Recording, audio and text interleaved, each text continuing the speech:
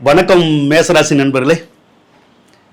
இந்த 2026 வருடத்தில் வரக்கூடிய பங்குனி மாதத்தில் எந்த மாதிரியான பலன்கள் உங்களுக்கு கிடைக்க போகுது அப்படிங்கிறத தான் இந்த வீடியோ பதிவில் நம்ம பார்க்க போகிறோம். இந்த பங்குனி மாதம் அப்படிங்கிறது எப்பயுமே உங்களுக்கு ஒரு சிறப்பான மாதமாக தான் இருக்கும். நாம் சிறப்பு அப்படின்னு நினைக்கிறதே பொருளாதார விருத்தியைத்தான் அப்படி நினைக்கிறோம். அதாவது காசு பணம் நல்லா வரணும், அதைத்தான் நாம் நல்ல காலம் அப்படின்னு சொல்லி நம்ம நினைக்கிறோம். ஆனால் காசு மட்டுமே வர்றபோது நல்ல காலம்னு சொல்ல முடியாது. காசும் வரணும், மற்ற நம்ம நினச்சதெல்லாம் நடக்கணும், அதுதான் நமக்கு நல்ல நேரம் நல்ல காலம் அப்படிங்கிறது.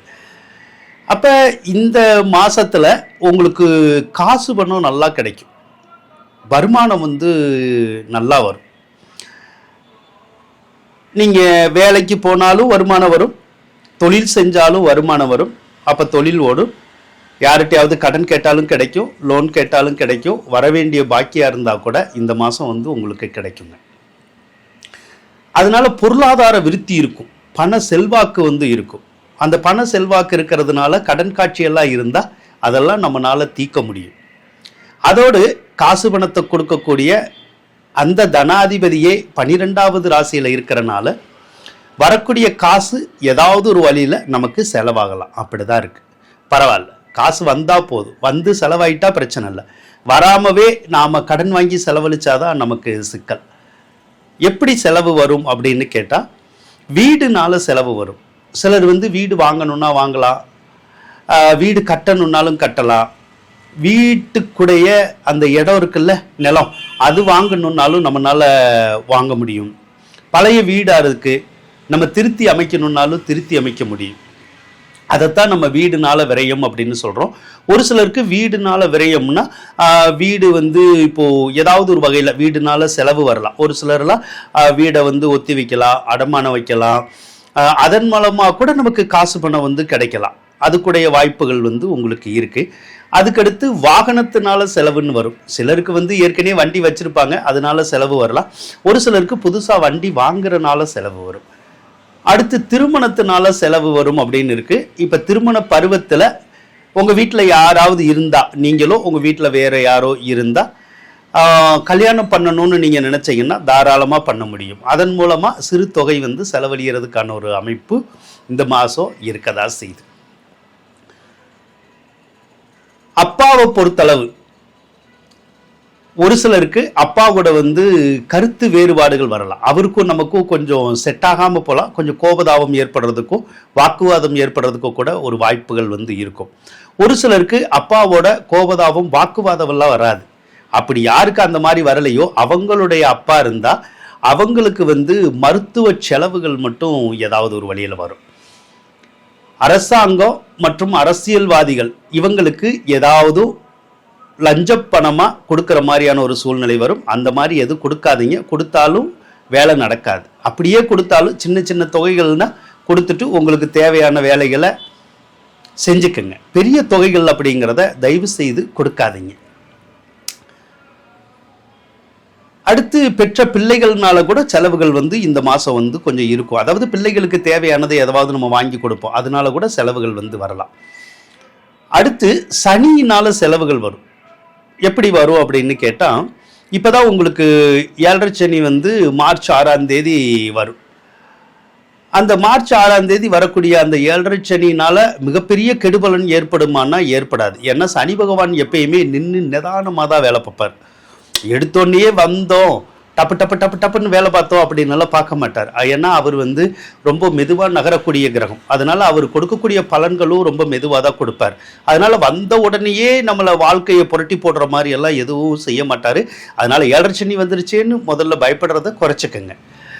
ஏன்னா 7.5 சனி மட்டுமே வேலை செய்யறது இல்லை, ஜாதகத்தில் மற்ற கிரகங்கள் எல்லாம் இருக்குது, தசாபுத்தி எல்லாம் இருக்குது. ஸோ தசாபுத்தி நல்லா இருக்கிறவங்களுக்கெல்லாம் 7.5 சனி வந்தாலும் மிகப்பெரிய பாதிப்புகள் அப்படிங்கிறது ஏற்படாது. சரி, 7.5 சனி இப்போ வருது, என்னதான் செய்யும் அதனால அப்படின்னு கேட்டிங்கன்னா, இப்போ ஏற்கனவே நீங்கள் வண்டி வீட்டில் வச்சுருந்தீங்கன்னா அடிக்கடி அந்த வண்டி ரிப்பேர் ஆகும், கொஞ்சம் செலவாகும், அவ்வளோதான். இல்லைன்னா வண்டியே நம்மகிட்ட இல்லை, ஏதோ ஒரு வண்டி இல்லை அப்படின்னா புதுசாக ஏதாவது வண்டி வாகனங்கள் வாங்கணுன்னா தாராளமாக வாங்கிக்க முடியும். ஆனால் அந்த வண்டிகள் சொந்த பயன்பாட்டுக்காக வாங்குறதா இருக்கணும். வாடகைக்கு விட்டு அதை வச்சு சம்பாதிக்கிறதுக்காக வந்து நம்ம வண்டி வாகனங்கள் வாங்கக்கூடாது. உதாரணம், வாடகைக்கு விடுறதுக்காக டாக்ஸி வாங்குறது, இல்லைன்னா லாரி வாங்குறது, ஜேசிபி, இந்த மாதிரி பெரிய பெரிய இயந்திரங்கள் எல்லாம் தொழிலுக்காக வாங்குறோம் இல்லையா, அந்த மாதிரி வாங்கக்கூடாது. அந்த மாதிரி வாங்கினோம்னா அதனால நிறையா செலவுகள் தான் வரும், அதனால நம்ம வந்து பொழைக்க முடியாது. அதே மாதிரி இந்த வாகனம் சம்மந்தப்பட்ட வகையில், வண்டி சம்மந்தப்பட்ட வகையில் யாரெல்லாம் தொழில் செய்கிறாங்களோ அவங்களுக்கு மட்டும் கொஞ்சம் விரைய செலவுகள் வந்து இருக்கதா செய்யும். வேறு வகையில் தொழில் செய்கிறவங்களுக்கு அவ்வளவா விரைய செலவுகள் வர்றதுக்கான ஒரு சந்தர்ப்பங்கள் வந்து உங்களுக்கு இல்லைங்க. குரு பகவானை எடுத்துக்கிட்டோம் அப்படின்னா 3வது ராசியில் தான் இருக்கார். குரு சிறப்பாக தான் இருக்கார். 3வது ராசியில் இருந்தால் ஏதாவது நம்ம சொத்து பத்துக்கள் வாங்கணுன்னாலும் வாங்கலாம், விற்கணுன்னாலும் விற்கலாம். விற்காத சொத்து கூட விற்கும், அதே மாதிரி வராத சொத்து கூட வரும். அந்த வேலையை குரு பகவான் வந்து நல்லா பார்ப்பாருங்க. கேது பகவானை பொறுத்தளவுக்கு புத்திர தோஷம் வந்து இப்போ இருக்கும். அதனால ஒரு சிலருக்கு இந்த பிள்ளைங்களை வந்து படிக்கிறதுக்காகவோ வேலைக்காகவோ பிரிகிற மாதிரியான ஒரு சூழ்நிலைகள் வந்து உருவாகலாம். இல்லைன்னா பிள்ளைகளுக்கு ஏதாவது அந்த சளி, இருமல், காய்ச்சல் சொல்கிறோம்ல, அந்த மாதிரி ஏதாவது நோய் நொடிகள் வந்து போகிறதுக்கான ஒரு அமைப்பு மட்டும் இருக்கும். ஒரு சிலருக்கு மட்டும் பிள்ளை பாக்கியம் வந்து கொஞ்சம் தள்ளி போகிறதுக்கான வாய்ப்புகள் வந்து இருக்கும். ஆனால் சிலருக்கெல்லாம் கிடைச்சிடும். அடுத்து இப்போ உங்களுடைய ராசிக்கு 11வது இடத்துல தான் செவ்வாய் பகவான் வந்து இருக்கு. எப்பயுமே 11வது இடத்துல செவ்வாய் பகவான் இருக்கும்போது ரொம்ப நல்ல விஷயங்கள் நடக்கும். முக்கியமாக சொத்துக்கள்னால ஆதாயம் இருக்கும். இப்போ ரியல் எஸ்டேட்டு துறையிலாம் வேலை பார்க்குறாங்கல்ல, அவங்களுக்கெல்லாம் நல்ல யோகம் இருக்கும். சொத்துக்கள் விற்கிறதின் மூலமாக நல்ல காசு வரும். விற்காத சொத்து கூட விற்கும். கமிஷன் வந்து நல்லா கிடைக்கிறது கூட ஒரு அமைப்புகள் இருக்கும்.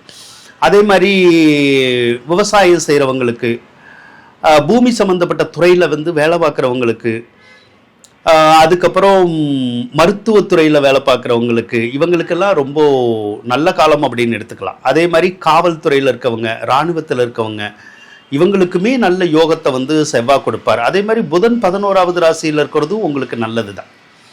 கல்வித்துறையில் இருக்கிறவங்களுக்கு நல்ல செல்வாக்கி ஏற்படும். அதே மாதிரி மீடியா துறையில் இருக்கவங்களுக்கு, அக்கௌண்ட்ஸ் துறையில் இருக்கவங்களுக்கு, இவங்களுக்கெல்லாம் நல்ல யோகத்தை அந்த புதன் தான் கொடுப்பார். ராகு பகவான் 11வது ராசியிலிருந்து நன்மையை கொடுக்கணுங்கிற ஒரு விதி இருக்குது. அதனால் இவ்வளவு நாள் உங்களுடைய வாழ்க்கையில் சிலருக்கு சரியில்லாமல் இருந்தால் இனிமேலும் உங்களுடைய வாழ்க்கை சரியாகி சீராக நல்லா நம்ம நினச்சபடி நடக்கிறது கூடிய ஒரு அமைப்புகளை அந்த ராகு பகவான் வந்து உங்களுக்கு உருவாக்கி தருவாருங்க. மார்ச் 27ஆம் தேதி தான் சுக்கிர பகவான் வந்து பயிற்சி ஆவார். எதுக்குன்னா மேசராசிக்கு பயிற்சி ஆவார். அப்பையும் பார்த்தீங்கன்னா உங்களுக்கு அந்த வீடுனால செலவுகள் குறையும். ஆனால் அந்த வீடு வாங்கணும், எலக்ட்ரானிக் பொருள்கள் வாங்கணும் அப்படிங்கிற எண்ணங்களை சுக்கிரன் வந்து அதிகப்படுத்தலாம். ஏப்ரல் 1ஆம் தேதி தான் மீன ராசிக்கு செவ்வாய் வர்றாரு. அப்போ ஏப்ரல் 1க்கு அப்புறம் ஒரு சிலருக்கு சொத்துக்களை விற்கணுன்னாலோ அடமானம் பண்ணணுன்னாலோ பண்ணலாம். அதையும் செவ்வாயும் செய்வார், குரு பகவானும் செய்யக்கூடிய ஒரு அமைப்பு வந்து இருக்கு.